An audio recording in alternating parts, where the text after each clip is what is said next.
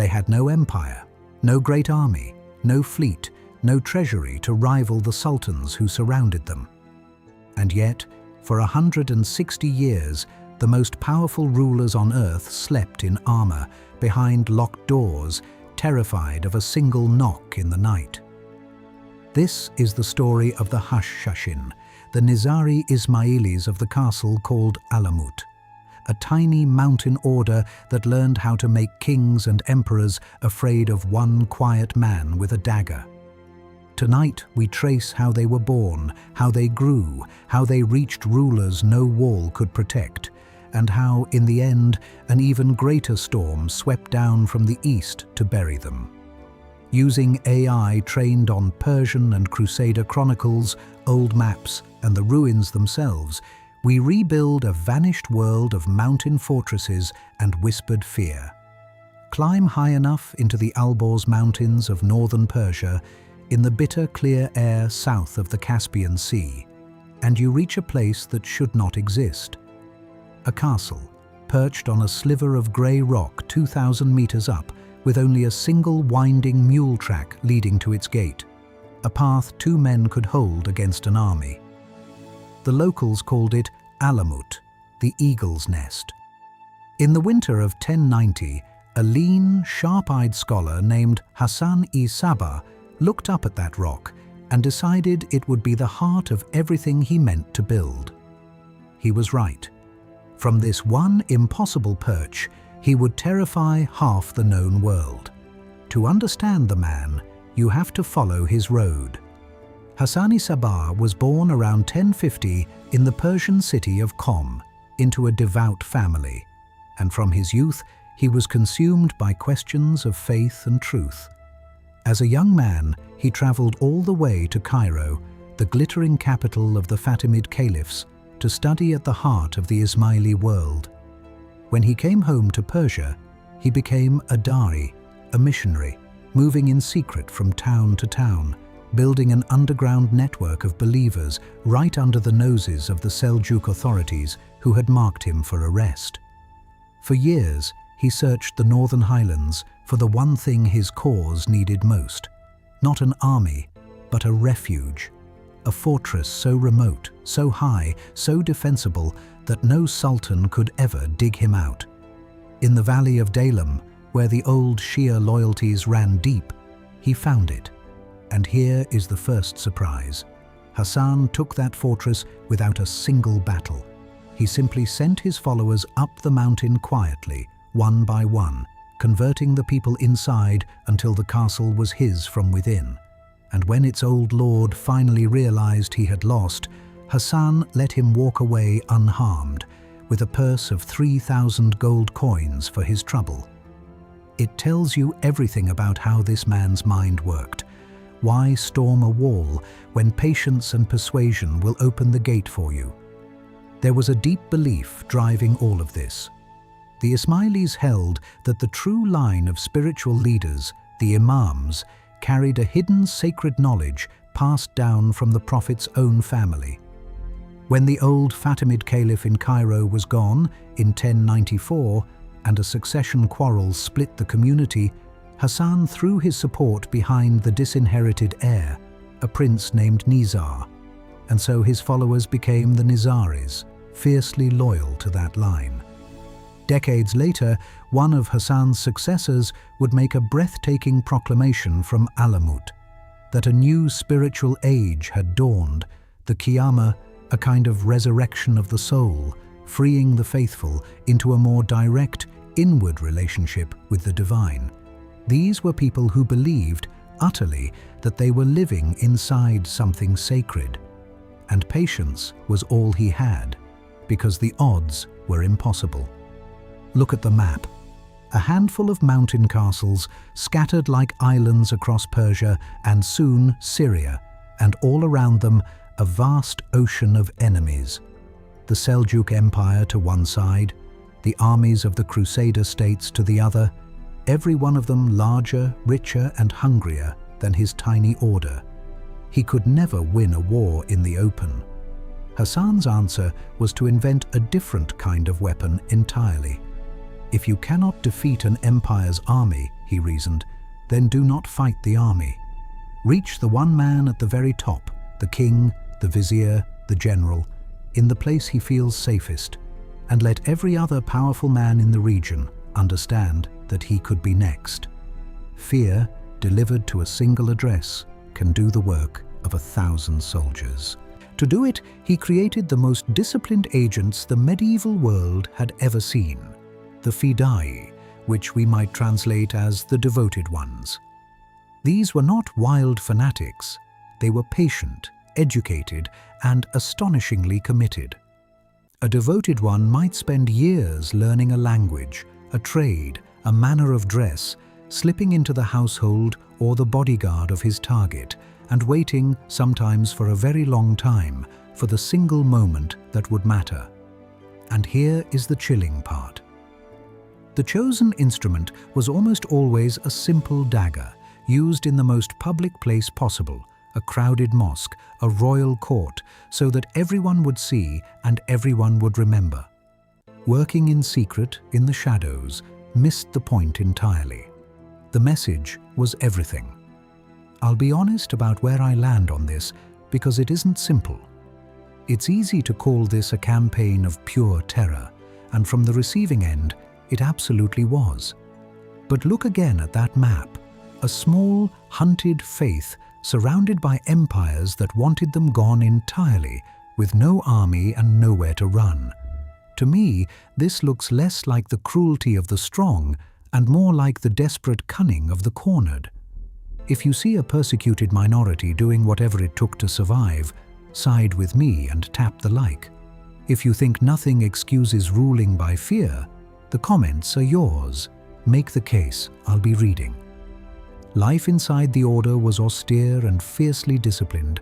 New members were initiated and then ranked carefully by their knowledge, their reliability, and their courage, and every one of them swore total obedience to the Lord of Alamut. Hassan himself set the tone. He lived like a hermit on his mountain, fasting, praying, studying, and by legend almost never leaving his own quarters for the 35 years he ruled. And he held everyone to that same merciless standard, his own family included. When his own sons broke his strict laws, he showed them no mercy at all. This was not a man you disappointed. To his followers, he was simply Sayyidna, our master, and his word, relayed down the mountain, could reach across a continent. Whatever you call it, the strategy announced itself to the world on a single autumn day in 1092. The target was Nizam al-Mulk, the Grand Vizier of the entire Seljuk Empire, the most powerful man in the East, the brilliant statesman who effectively ran the realm for the Sultan. He was traveling when a man in the robes of a wandering holy man approached his litter, was waved closer, and in one motion ended the career of the empire's chief architect. The shock of it rolled across the medieval world like thunder. It proved something no one had quite believed before, that a single, unarmed-looking stranger could undo what an entire army could not. In that instant, a small mountain sect became a legend whispered in every palace from Cairo to Samarkand. And Nizam al-Mulk was only the beginning. Over the next century and a half, the order's reach became the stuff of nightmares for the powerful. They removed 2 Caliphs of Baghdad, the supreme religious authorities of the Sunni world. They reached emirs and governors in Mosul, in Homs, in city after city. They struck at the Crusader kingdoms too. Raymond, the Count of Tripoli, was the first Crusader lord to fall to them, cut down in his own city. And in 1192, in perhaps their most shocking blow against the Christian West, they reached Conrad of Montferrat, the newly chosen King of Jerusalem himself, only days before his coronation. Even an English prince was not safe. The future King Edward I was wounded by one of their daggers in the Holy Land and barely pulled through. No throne in the medieval world felt entirely beyond their reach.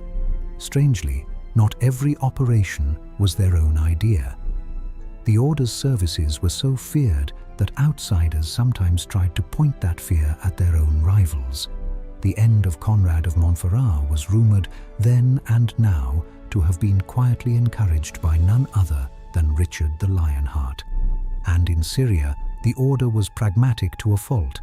Surrounded by the great castle-building Crusader knights, the Templars and Hospitallers, they simply paid them an annual tribute in gold to be left in peace. A brotherhood that terrified emperors still knew exactly when to pay the toll. And the legend fed itself. Over the decades that followed, the order's reach seemed to grow only longer and stranger. Caliphs, emirs, princes, Crusader lords, one after another, powerful men who had crossed the order, found that distance and walls and guards meant nothing. The effect on the rulers of the age was almost comic, if it weren't so grim. Sultans took to wearing chainmail beneath their fine robes at all hours. They built secret chambers, slept behind triple-locked doors, and learned to look very hard at every new servant's face. An empire could field 100,000 men, and still its emperor lay awake at night, listening. How did a few thousand people, scattered across a dozen remote castles, hold an entire region in such dread? The answer was organization bordering on genius. Each fortress sat above a fertile valley that grew its own food, with deep cisterns cut into the rock to store water for years of siege. Alamut could feed and water itself almost indefinitely. The strongholds were not random hideouts. They were a deliberate chain of refugees, a network the order called the Dar al-Hijra, the place of migration, a safe homeland in a hostile sea. And they were linked. A command given in the mountains of Persia could be carried by relays of riders and beacon fires and coded messages to the streets of Damascus within weeks. It was, in effect, the first intelligence agency in the world, 1,000 miles wide, run from a cliff. Nowhere was that fear sharper than in Syria, where the order found its most brilliant and most mysterious leader. His name was Rashid al-Din Sinan, and the Crusaders called him the Old Man of the Mountain. From the castle of Masyaf, Sinan ran the Syrian branch almost as his own kingdom. He was decades ahead of his time. He trained his people in foreign languages, in disguise, in gathering secrets, and in writing everything in unbreakable code. He even ran a network of carrier pigeons to send orders across hundreds of miles in days, so fast and so uncanny that his enemies became convinced the old man could read minds. He could not. He just had better information than anyone else alive. I find that detail wonderful, that the most feared supernatural power of the medieval Middle East was, in the end, a really good postal service run by birds. It makes me wonder how many other legends of magic and mind-reading were just somebody, somewhere, being quietly better organized than everyone around them. If you know a story like that, a miracle that turned out to be clever logistics in disguise, I'd genuinely love to read it in the comments. Sinan's reputation was sealed by his standoff with the most powerful man in the Muslim world, Saladin. Twice, the order had come terrifyingly close to reaching Saladin in his own camp. One of their devoted ones had even risen through the ranks of his personal bodyguard. In 1176, Saladin marched on Masyaf to crush the old man once and for all. He took no chances. He slept inside a specially built wooden tower within his tent and had chalk dust and ashes scattered around his bed so that any footprint would betray an intruder. And still, it was not enough. One night, deep in the siege, Saladin woke to see a shadow slipping from his tent. Beside him on the pillow lay a dagger, pinning a note that warned him he was entirely in their power. And next to it, a piece of bread, still warm. The greatest commander of the age, untouchable in the center of his own army, had been visited in his sleep and gently shown how easily he could have been reached. The next morning, Saladin lifted the siege and marched away, for no military reason anyone could name. He never moved against the order again. Think about what that means. An entire war was ended not by a battle, but by a loaf of warm bread left on a pillow. That, more than any single strike, is the truest measure of the power these mountain men had built. They could change the course of history simply by proving that they could. I keep coming back to that image. The most powerful man alive, lying awake, realizing that all his armies could not buy him one safe night's sleep. There is something almost lonely about absolute power, once someone has shown you its limits. It was in these years that the wilder stories took root, the ones most people half remember today. European travelers, above all Marco Polo, came home with a dazzling tale that the Order's young recruits were secretly led into a hidden valley, a garden built to look exactly like paradise, and convinced that their master alone held the key to heaven, so they would obey him without a flicker of fear. It is a gorgeous story. It is also, almost certainly, a fantasy, a mix of rumor, exaggeration, and outright slander invented by frightened outsiders. Their enemies even pinned a mocking name on them, tied to a forbidden indulgence, to brand them as crazed and unclean. That sneering nickname would travel west, twist on European tongues, and eventually become an ordinary word in our own languages for exactly the kind of deed they were famous for. We still use it. Most people have no idea they are speaking the name of a Persian mountain castle every time they do. The reality of the Order was stranger and, in a way, more impressive than the myth. These were not the wild, mindless fanatics of the legend. Hassan-i Sabbah was a scholar to his bones, and Alamut held one of the great libraries of the medieval world, shelves of philosophy, astronomy, and science, drawing brilliant minds up the mountain to study and debate. For all the fear they spread, the people of Alamut prized learning, argument, and ideas. The dagger was their shield, not their soul. And that is what makes the way their story ended so genuinely sad. One of the greatest scientific minds of the entire Middle Ages, the astronomer Nasir al-Din al-Tusi, spent years inside Alamut, reading and writing among its books. When the end finally came, he would carry that learning out of the mountains and help build one of the finest observatories the medieval world had ever seen. The Order, in other words, was a keeper of knowledge as much as a wielder of fear, which makes what happened to it next all the more bitter. Because in the 13th century, a force arrived that fear simply could not touch: the Mongols. The Order had made a grave miscalculation, reaching for a Mongol commander, and the Mongols did not negotiate and did not frighten. In 1256, Hulegu Khan, grandson of Genghis, came west with an army the like of which the Order had never faced, and he began taking their impossible mountain castles one by one, fortresses that had stood unconquered for generations. The young last lord of Alamut, Rukn al-Din Kursha, saw what was coming and surrendered, ordering his strongholds to give themselves up.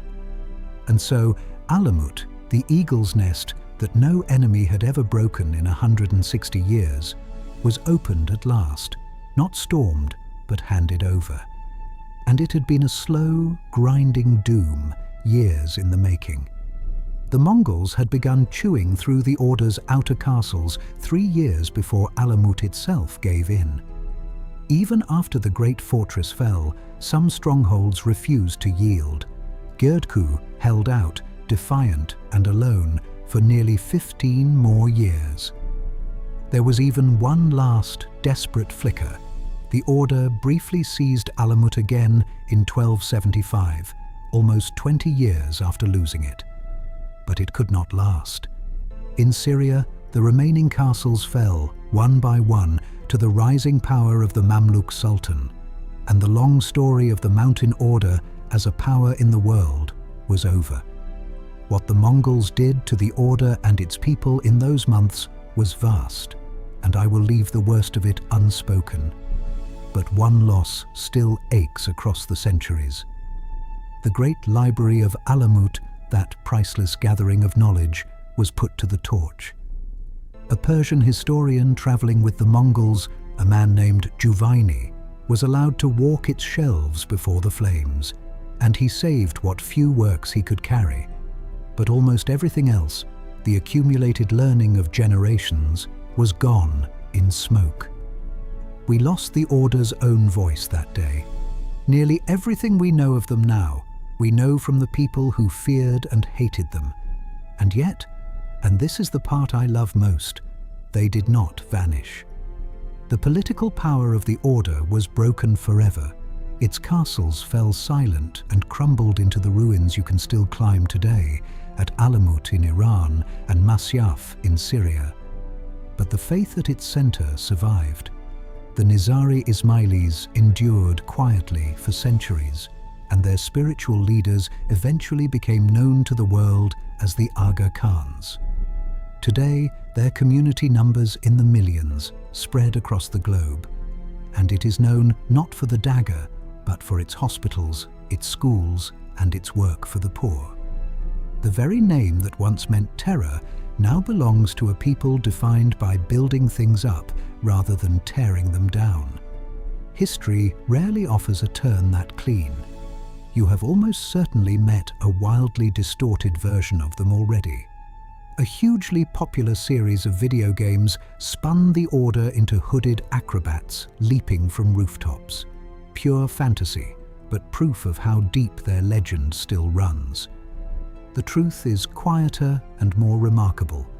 The same community whose name became a byword for the hidden strike now runs one of the largest private networks of hospitals, universities, and aid programs anywhere on Earth, working in some of the poorest corners of the planet. And the mountains still hold their ghosts.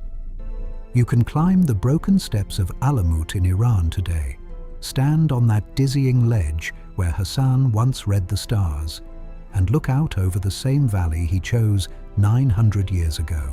We are the team behind Mystique History, and tales like this, where the truth is so much richer than the legend and so much more human, are exactly why we keep digging. If the men of the mountain pulled you in, stay a while and wander these lost worlds with us, and tell us which corner of forgotten history you want us to climb into next. We read every word, up here with you.